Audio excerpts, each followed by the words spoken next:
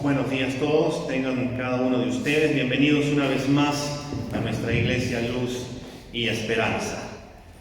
Hoy vamos a continuar en el Evangelio de Mateo y hemos llegado hasta el capítulo 7 y en estos versículos que vamos a meditar en esta mañana en Mateo capítulo 7, el Señor nos va a enseñar cuál debe ser nuestra actitud cuando juzgamos. Por eso el título de nuestro sermón es La motivación al juzgar. Mateo capítulo 7, de los versículos del 1 al 6. Mateo capítulo 7, de los versículos del 1 al 6. ¿Está bien? Dice así: No juzguen para que no sean juzgados, porque con el juicio con que ustedes juzguen serán juzgados, y con la medida con que midan, se les medirá. ¿Por qué miras la mota que está en el ojo de tu hermano y no te das cuenta de la viga que está en tu propio ojo? ¿O cómo puedes decir a tu hermano, déjame sacarte la mota del ojo, cuando la viga está en tu ojo? Hipócrita, saca primero la viga de tu ojo y entonces verás con claridad para sacar la mota del ojo de tu hermano. No den lo santo a los perros, ni echen sus perlas delante de los cerdos, no sea que las huellen con sus patas y volviéndose los despedacen a ustedes. Padre, te damos las gracias, Señor, porque hoy con libertad hemos podido expresar con nuestros labios que tú eres el Dios que adoramos. Tú, con una sola palabra, Señor, creaste los cielos y la tierra. Una sola palabra tuya basta, Señor, para que tú hagas conforme tú quieras hacer. Tú eres esa roca eterna en la cual nosotros nos refugiamos, Señor, todos los días. Y a ti acudimos porque tú eres quien nos sostiene. Tú eres nuestro amparo y nuestra fortaleza, Señor. Gracias, Padre, porque tú eres bueno y porque tu misericordia es para siempre. Hoy en esta mañana, Señor, ayúdanos a poder entender esta palabra tuya. Ayúdanos a poder comprenderla y ayúdanos a que la pongamos en práctica y que cada día podamos parecernos más y más a la imagen de tu Hijo Jesucristo. Gracias, Padre, por tu presencia en nuestras vidas y porque tú, en tu gracia, has permitido que hoy estemos aquí y que podemos meditar juntos en esta palabra, Señor. En Cristo Jesús. Amén y amén. Durante varias semanas, hermanos, hemos estado meditando en el Sermón del Monte. En ella se nos ha enseñado que los dichosos, felices, bienaventurados son los pobres en espíritu, que lloran por causa de su pecado y de los demás, que son mansos, que tienen hambre y sed de justicia, que son misericordiosos, limpios de corazón, pacificadores y que padecen por causa del Evangelio. Y como el vivir de esa manera hace que sean sal y luz de este mundo, y este mundo pueda ver las buenas obras. Y esto se debe a que han sido transformados por medio del Evangelio, que han nacido de nuevo, que tienen como Señor a Jesucristo. El Señor además nos enseñó que odiar es igual que matar, que codiciar con los ojos a una mujer, uno ya adulteró con ella en el corazón, y que todo esto se debe al corazón. Nuestro Señor nos enseñó que tenemos que cambiar nuestra manera de pensar y de actuar, de no ser como los fariseos, que se creían hombres santos, pero que en realidad manifestaban solamente santidad exterior, pero en el interior estaban mal. El Señor también nos enseñó que debemos de amar a nuestros enemigos y así seguir el ejemplo de nuestro Dios, que somos llamados como cristianos a ser perfectos como nuestro Padre Celestial es perfecto. ¿Y cómo es posible eso? Solamente por medio de la transformación de nuestro corazón. Luego, el Señor nos enseñó que los seres humanos nos vemos enfrentados a dos tesoros, en el cielo y en la tierra, donde hay dos formas de ver las cosas, con un ojo bueno y con un ojo malo. Que hay dos señores a quienes podemos servir, o es a Dios o es al dinero. Y dependiendo quién sea nuestro amo, va a ser en quien vamos a poner nuestra confianza.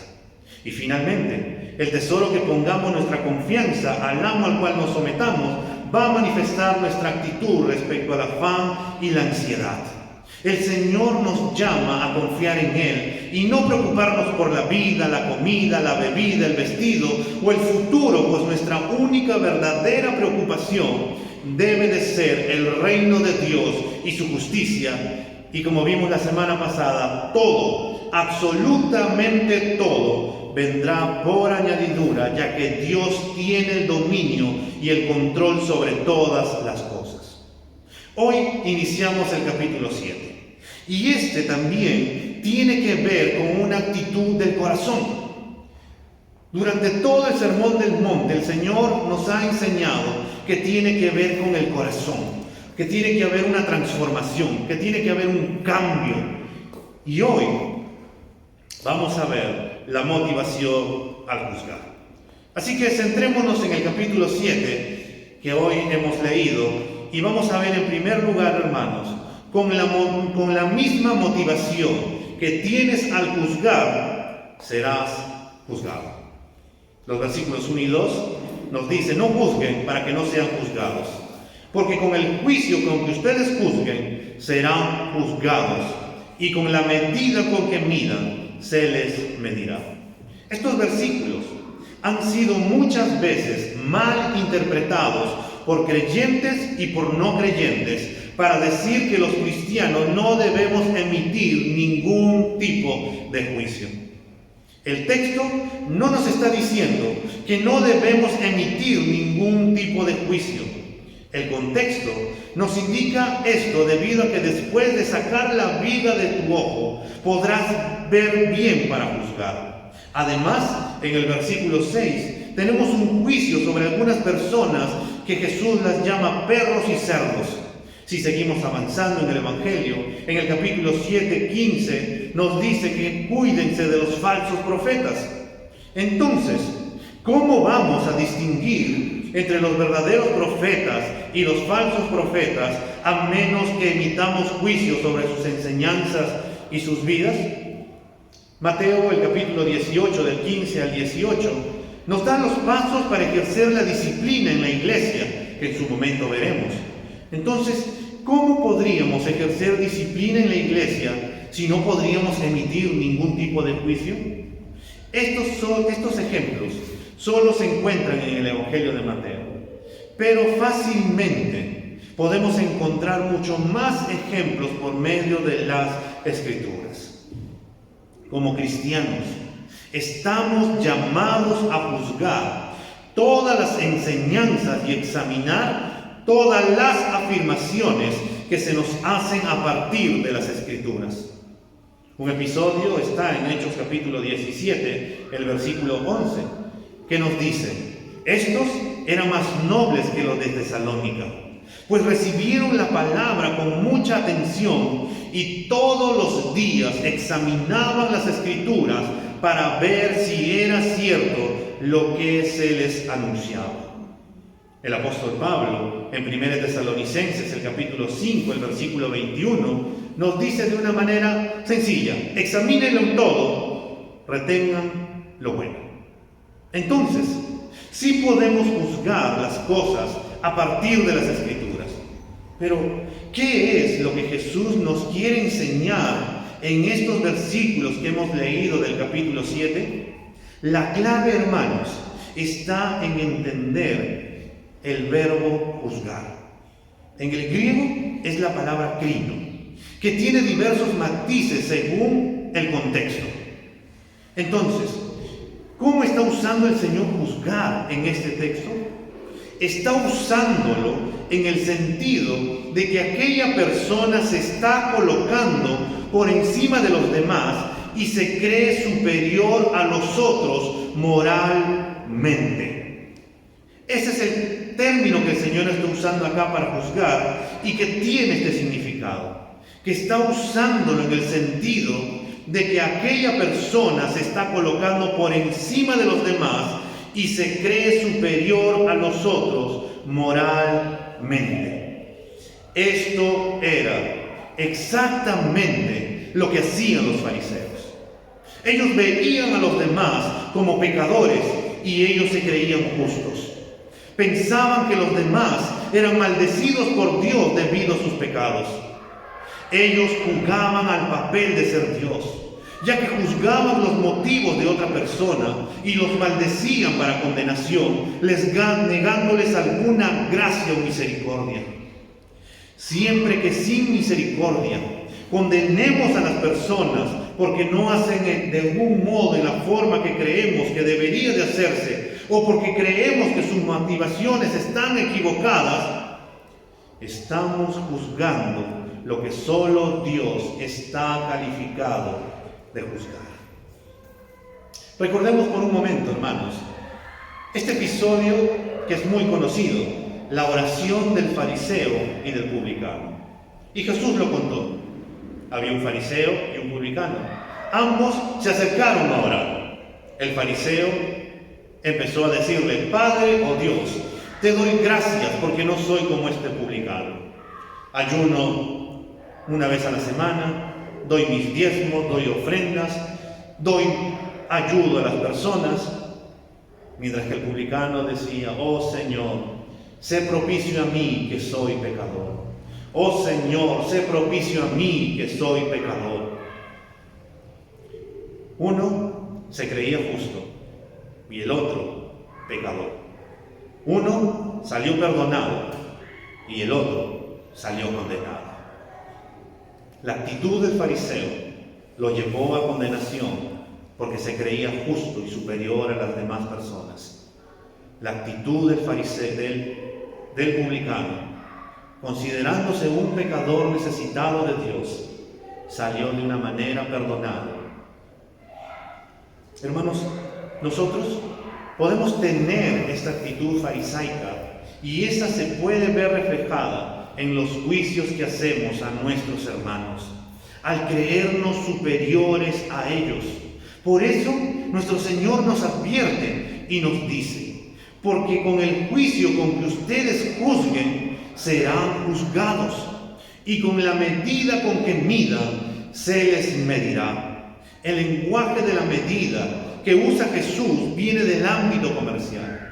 El paralelo a este pasaje se encuentra en Lucas capítulo 6. Si volteamos unas páginas a Lucas capítulo 6, los versículos 37 y 38, dice así: no juzguen y no serán juzgados, no condenen y no serán condenados, perdonen y serán perdonados, den y se les dará una buena medida, incluso apretada, remecida y desbordante, porque con la misma medida con que ustedes midan, serán medidos. Debido a que los fariseos juzgaban duramente a las personas, nuestro Señor Jesucristo fue muy duro con ellos por su hipocresía. Y tenemos el capítulo 23 de Mateo, donde el Señor les da con palo, se podría decir, a los fariseos.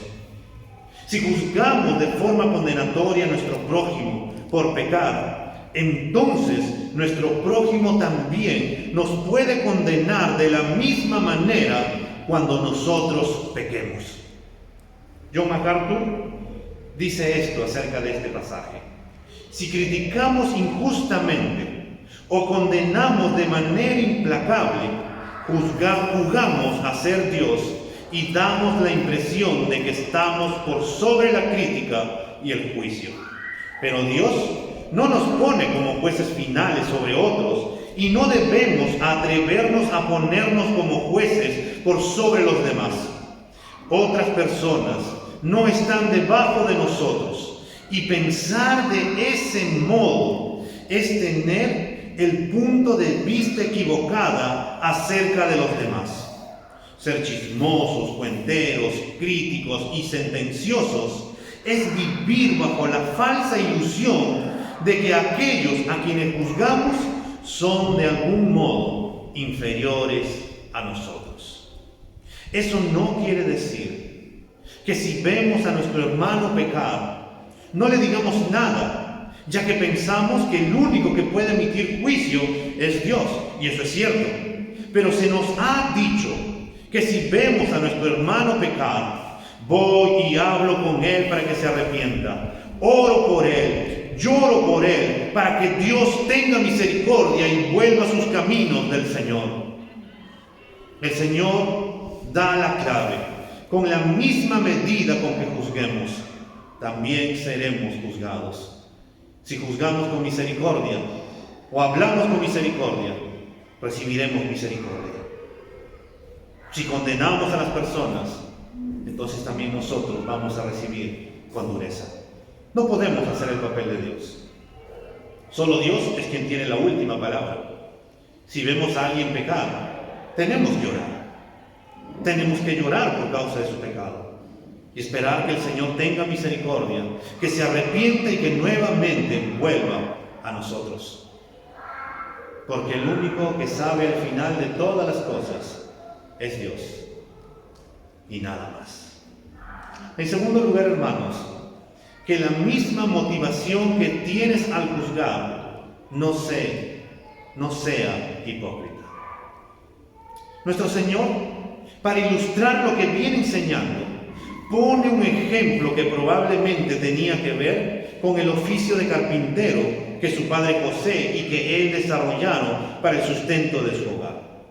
Como carpintero, Jesús tiene que haber experimentado muchísimas cosas que hacen los carpinteros en el mundo antiguo, que era cortar, medir, amarrar o mover grandes vigas.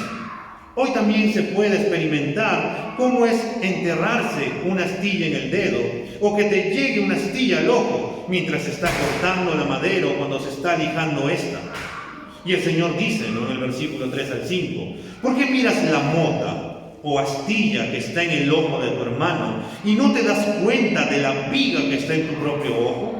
¿O cómo puedes decir a tu hermano, déjame sacarte la mota o astilla del ojo, cuando la viga está en tu ojo? La viga era un pesado madero usado en construcción como soporte horizontal en el techo de las casas. Si levantas la mirada, vas a encontrar varias vigas. Y en ese entonces, las vigas eran más gruesas que las que estás viendo. ¿Tú te imaginas la escena por un momento? Jesús les dice a los judíos que lo están escuchando, ¿por qué le miras la mota o la pequeña astilla que está en el ojo, que sí puedes verlo, pero no te das cuenta de la semejante viga que tienes en el ojo? Y si lo graficáramos por un momento, sería cargar uno de esos maderos y que te esté incrustado en el ojo. ¿Podrías mirar con claridad? Lo más probable es que no. Nadie podría mirar con claridad. Jesús usa este ejemplo de todas las personas para que se imaginaran cómo un pesado madero está en su ojo y les trata de mostrarles que ellos tratan de mirar la pequeña paja que está en el ojo de su hermano, pero no se dan cuenta de cómo están ellos mismos. Esto aplicaba muy bien a los judíos, los cuales eran realmente hipócritas al hacer sus juicios sobre las personas cuando ellos mismos estaban practicando pecados y ocultándolos con la falsa religiosidad para acusar a los otros de pecadores. Cuando vamos un momento a Romanos capítulo 2, volteamos unas cuantas páginas y nos vamos a Romanos capítulo 2 para leer el versículo 1 al 3. Dice así: por lo cual no tienes excusa, oh hombre, quien quiera que seas tú que juzgas, pues al juzgar a otro, a ti mismo te condenas, porque tú que juzgas, practicas las mismas cosas. Sabemos que el juicio de Dios justamente cae sobre los que practican tales cosas. Y piensas esto, oh hombre, tú que condenas a los que practican tales cosas y haces lo mismo, que escaparás del juicio de Dios. Y si corremos unos versículos del 21 al 23, tú pues que enseñas a otro, ¿no te enseñas a ti mismo? Tú que predicas que no se debe robar, ¿robas? Tú que dices que no se debe cometer adulterio, ¿adulteras?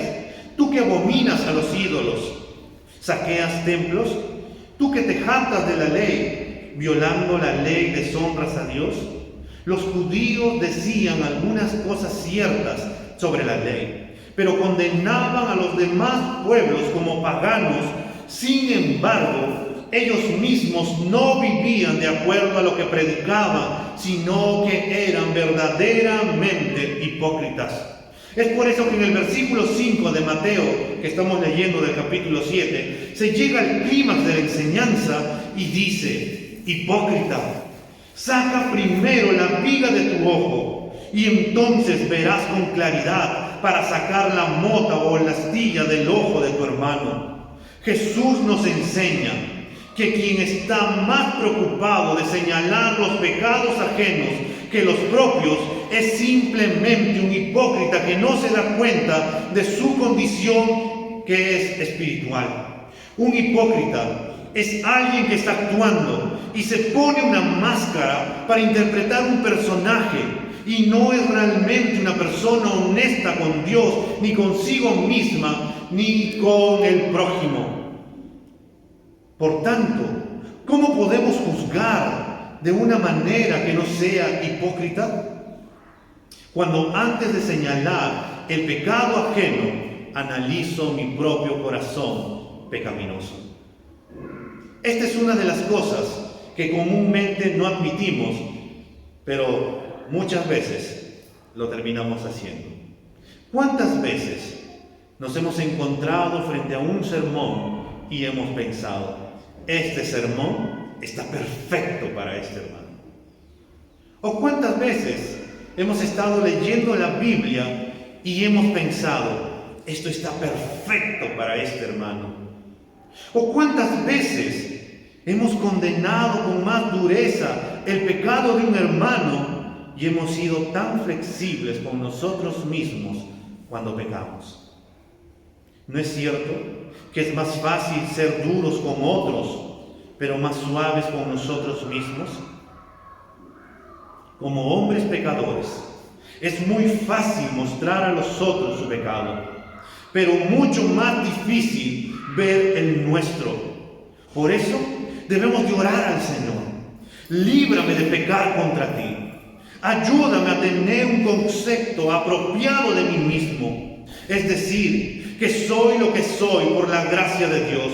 Que si no fuera por la inmensa gracia de Dios, no estaría acá. Hermanos, algo que siempre nos acusan las personas que no son creyentes es que todos somos unos hipócritas. Porque venimos a fingir acá el templo y no somos honestos en nuestras vidas. Muchas veces nos hemos comportado como los fariseos.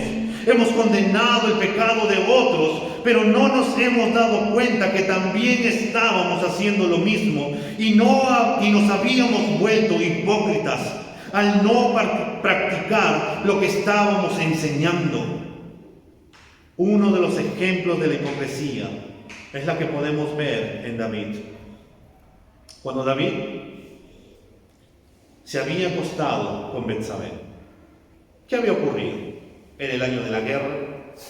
David salió a su azotea, vio a una mujer muy hermosa que se estaba bañando, la llamó a palacio, tuvo relaciones con ella. Producto de ello, ella salió embarazada y David decidió matar a Urías. Entonces, cuando el profeta Natán le cuenta una historia del hombre rico que le había robado al hombre pobre su única corderita para darle de comer a un visitante, David se enfureció por ello y dijo: que merezca la muerte este hombre. Y cuando después de proferir esta palabra, el profeta le dijo: ese hombre eres tú. Y por eso tenemos el Salmo 51, donde David, después de darse cuenta de su pecado, él oró, se arrepintió y luego le dijo al Señor que le perdone, que cambie su corazón y que ponga un espíritu noble, un espíritu que pueda ir en contra del pecado. Pensemos por un momento, hermanos, en todos los juicios que hemos hecho sobre nuestros hermanos, en todas las veces que hemos juzgado las cosas apresuradamente y hemos vivido de la misma manera la cual condenamos con tanto apuro el día de hoy. Debemos de arrepentirnos, debemos de pedir perdón a Dios y empezar a cambiar, no solo de palabras, sino de una manera práctica, donde el amor, el respeto, la misericordia, la santidad se hagan evidente en nuestras vidas y nuestro Señor nos respalde en todas las cosas. Debemos de ser hombres sinceros, hombres que practican lo que dicen. Debemos de ser conscientes que lo único que nos diferencia sobre las personas que no son cristianas es la gracia de Dios. Que si no fuera por esa inmensa gracia de Dios, no estuviéramos acá, no pudiéramos orar, no pudiéramos decir Padre, pero todo es por la gracia de Dios. Después de esto, puede venir a nuestra mente y decir, nunca le diré a nadie para que no juzgue ni sea juzgado. Como vimos desde el principio, hermanos, la enseñanza de Jesús no tiene que ver con que no debemos juzgar, sino que sean justos con sus juicios y no juzguen según las apariencias.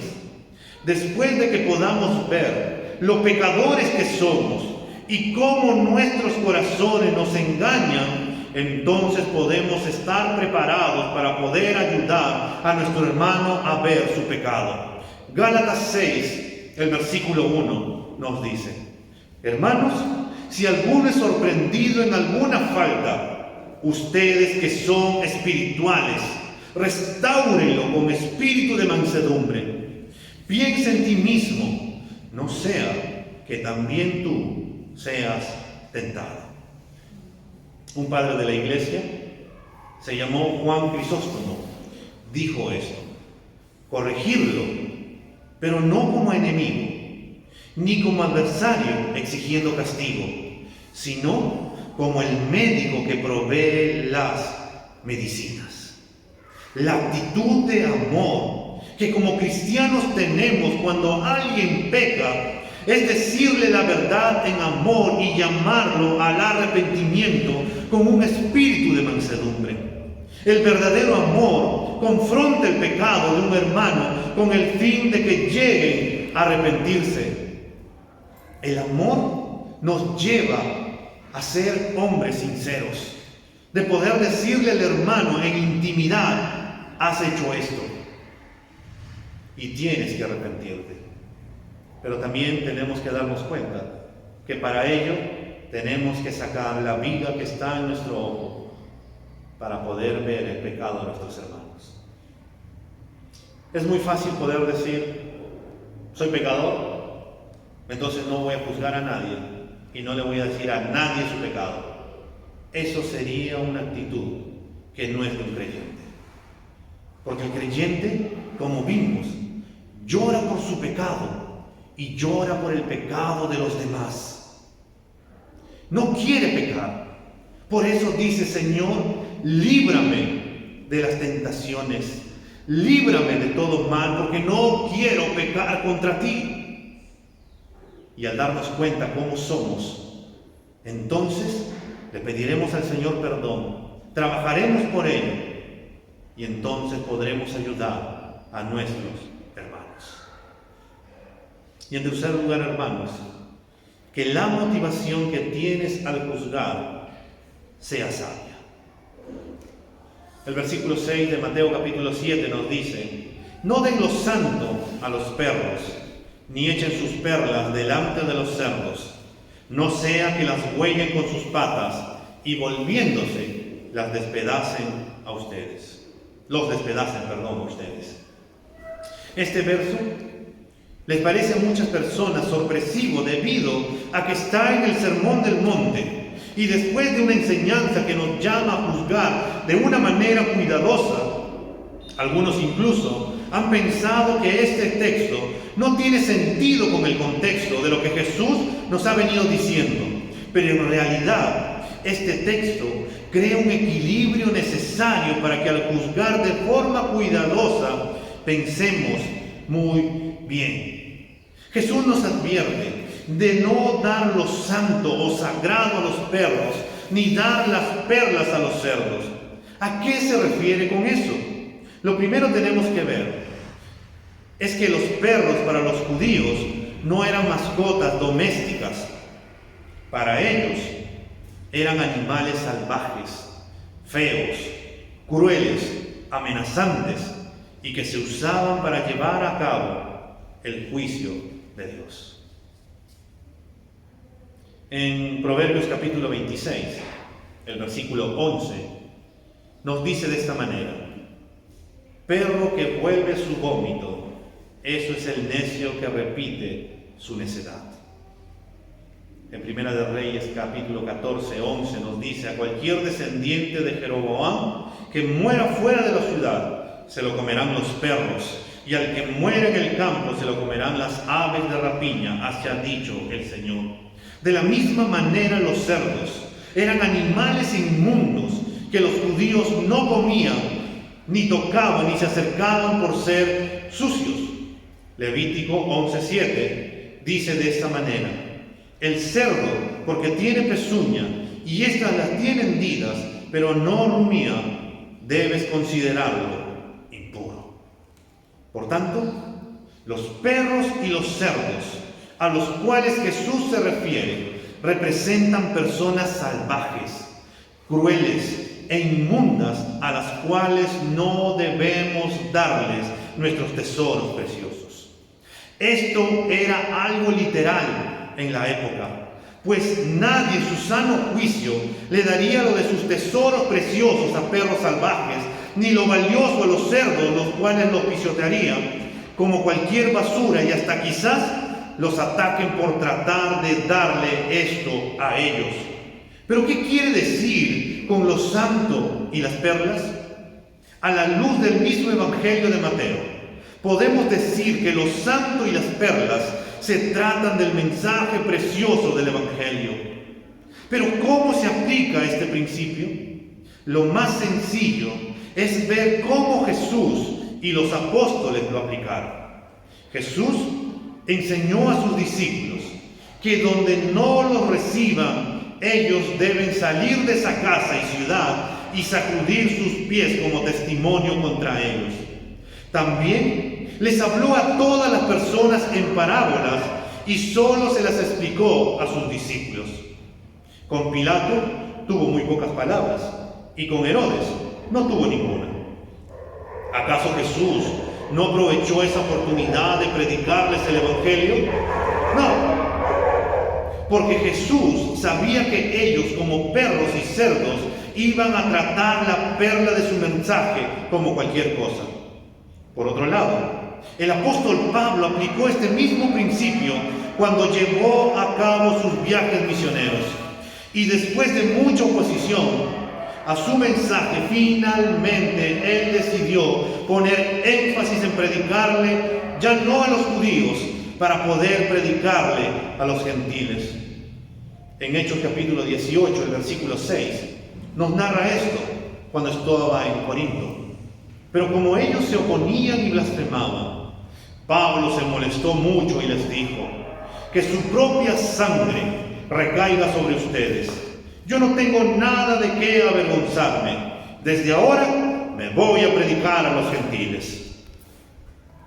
¿Qué pasó con Pablo? ¿Acaso él no tuvo la suficiente paciencia o amor para predicarle a los judíos? Claro que la tuvo. Pero cuando el mensaje del Evangelio era rechazado abierta y constantemente, él pensó que simplemente se estaban lanzando perlas a los cerdos y a los perros sin ningún fruto. Lo importante de este principio es que debemos de juzgar sabiamente y discernir en cada oportunidad y contexto en el cual estemos. Porque este principio no se trata simplemente de decir: ok, no escuchó la primera vez, por tanto se convierte en un perro y en un cerdo, y así no me voy a dedicar a compartirle el Evangelio. Va a haber ocasiones en que el Evangelio que presentamos será absolutamente rechazado y ridiculizado, y emitiremos juicio para alejarnos y no hablar más, diciendo que debemos de sacudir el polvo de nuestros pies y comenzar a ministrar en alguna otra parte. Habrá veces en que aquellos a quienes testifiquemos resistirán el Evangelio y blasfemarán de Dios y podríamos expresar las palabras de juicio, al igual que Pablo. Debemos decir entonces: vuestra sangre sea sobre vuestra cabeza. Yo limpio, desde ahora me iré a los gentiles. Cuando la gente no solo rechaza el Evangelio, sino que insiste en burlarse y maldecirlo, no debemos desperdiciar la santa palabra de Dios y las valiosas perlas de su verdad en un intento inútil y frustrante de ganar a esos individuos. Debemos dejarlos al Señor, confiando en que de algún modo el Espíritu Santo pueda cambiar su corazón, como al parecer también hizo con aquellas personas a las cuales el Señor, Pablo y los apóstoles les predicaron y terminaron cambiando. Pero no solamente dejarlos a la deriva, sino también que debemos de orar por ellos. ¿Cuál es la motivación que tenemos al emitir un juicio? ¿Qué nos motiva? ¿Una actitud de superioridad? Al no darnos cuenta de que al final el que tiene la última palabra es Dios y no nosotros. Pero eso no quiere decir que no digamos nada. Si escuchan a alguien decir una mala enseñanza que va en contra de las Escrituras, entonces tenemos que hablar. Si alguien dice algo que no dice las Escrituras, tenemos que decir y levantar nuestra voz, porque está hablando algo que va en contra de lo que dicen las Escrituras. Pero si veo a mi hermano pecar, entonces voy y hablo con él, oro por él y lo animo a que se arrepiente y que vuelva a los caminos del Señor. Porque si en vez de eso lo critico, divulgo, lo chanto, me estoy creyendo superior y me estoy haciendo como los fariseos, que no veían la viga que tenía en su ojo, pero sí estaban viendo la mota de su hermano. No debemos ser los policías que están ahí tratando de ver quién está pecando y como un radar diciendo: el hermano ya está pecando, el hermano ya está pecando. No, más bien debemos llorar. Y a la vez debemos de pedir al Señor sabiduría para poder ver en los momentos específicos cuando tenemos que callar y simplemente orar. Porque van a haber oportunidades en que predicas y la gente no responde, sino más bien es burla y burla y burla. Debemos de callarnos. Y te vas a dar cuenta que en su momento esas personas te van a buscar y te van a decir: quiero que ores por mí. Quiero que me digas qué es lo que tú tienes, porque lo que tú tienes yo lo necesito.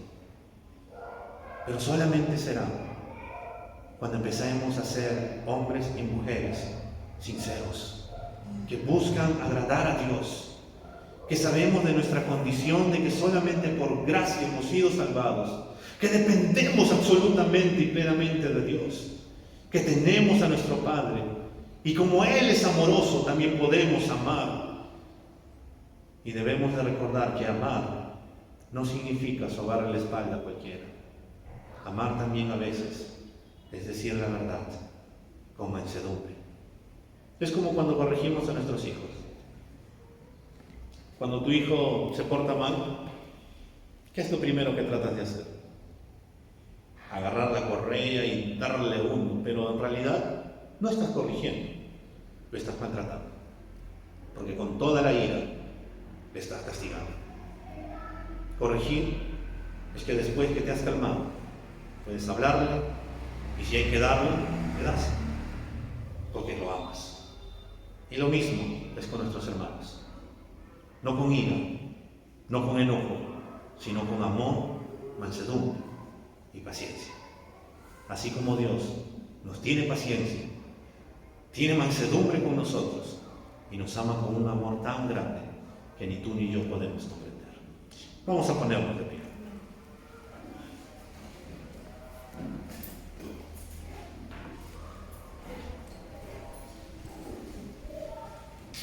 Vamos a cerrar nuestros ojos y vamos a orar. Señor, llegamos a esta parte del sermón que nuestro Señor Jesús emitió hace más de 2000 años. que no debemos de juzgar para no ser juzgados. La actitud hipócrita, Señor, que tenían los fariseos, que se creían superiores a sus hermanos y los condenaban, diciendo que eran pecadores y que habían nacido en pecado, mientras que ellos se creían tan santos. Señor, perdónanos, porque muchas veces hemos actuado de la misma manera, creyéndonos superiores a los demás, porque por gracia habíamos sido salvados, Señor, olvidando que todo había sido por tu inmenso amor y misericordia, y que en realidad, si fuera por nosotros mismos, no estuviéramos ahora contigo. Señor, ayúdanos a ser compasivos, misericordiosos, para que con la misma medida con que medimos, Señor, podamos ser medidos, que podamos corregir con amor, con paciencia, con mansedumbre, que podamos amar a nuestros hermanos, que podamos orar por ellos cuando pecan y se alejan de ti, para que tú, el único que puede terminar y emitir un veredicto, tengas misericordia de esa persona y los hagas volver, Señor, a tus caminos. Señor, tú que lo escudriñas todo, muéstranos nuestro corazón. Y es posible, Señor, que estemos cargando con una viga en nuestro ojo, pero cuántas veces, Señor, hemos actuado juzgando a nuestros hermanos, mirando el pecado que tienen, pero no nos hemos dado cuenta que estábamos pecando de la misma manera. Hablamos de amor y que deben de amar, pero no hemos amado muchas veces, Señor. Hemos hablado, Señor, acerca del perdón, pero cuántas veces, Señor, no hemos perdonado. Hablamos de paciencia y cuántas veces, Señor, hemos perdido la paciencia. Hablamos de pensar, Señor, de una manera apropiada, pero cuántas veces en la mente, Señor, hemos matado, pecado, y cuántas cosas hemos hecho. A veces, Señor, decimos que debemos de hablar con palabras, con cánticos y salmos por nuestra boca, pero hemos proferido tantas maldiciones, insultos, entre otras cosas, a otras personas. Señor, perdónanos, porque en muchas oportunidades hemos sido hipócritas. Hemos actuado como los fariseos, Señor, y no te hemos reflejado. Pero te pedimos, Señor, que en el nombre de Jesucristo nos ayudes a poder ser conscientes que somos salvos por gracia, que somos salvos por tu inmenso amor, por lo que hiciste en la cruz del Calvario. Que nos ayudes, Señor, a vivir de una manera práctica, a vivir tu evangelio de una manera, Señor, que te dé gloria a ti. Que podamos, Señor, reflejarte a las personas que no te conocen quién eres tú para nosotros. Y si aún te fallamos, poder volver nuevamente a ti, Señor, y pedirte perdón y continuar y continuar y continuar. Y para que luego en su momento podamos ayudar a nuestros hermanos cuando ellos también fallen como así nosotros habíamos fallado. Señor, ayúdanos y danos sabiduría y discernimiento, Señor, cuando estemos compartiendo tu palabra con otras personas. Que cuando las personas, Señor, ya no quieran escuchar, cuando se burlen de tu palabra, cuando quieran hacer escarnio de tu palabra, entonces podamos decir: simplemente voy a orar y ya no voy a decir nada. Señor, haznos hombres y mujeres sabios. Haznos hombres amadores de tu palabra, que quieren compartir tu evangelio, que aman predicar tu evangelio, que aman buscarte, Señor. Y ayúdanos en esos momentos que tenemos que tomar esas decisiones, así como tú, Señor, como tus siervos, Pablo y todos los apóstoles y todos los que han pasado, Dios, los ayudaste para poder emitir un juicio en su momento. Gracias, Señor, porque nos llevas y nos has traído a este capítulo el día de hoy, porque tú eres bueno y porque para siempre es tu misericordia, Señor. En tu bondad, ayúdanos, que cuando crucemos, Señor, estas puertas de acá, no solamente nos llevemos acá en la cabeza, Dios, sino que también baje al corazón y que podamos vivir de una manera práctica que te glorifique a ti. Gracias, porque sabemos que todo lo que te pedimos en el nombre de tu Hijo Jesucristo, tú lo harás, porque nuestro Señor nos dijo eso. En Cristo Jesús, Señor, gracias. Amén.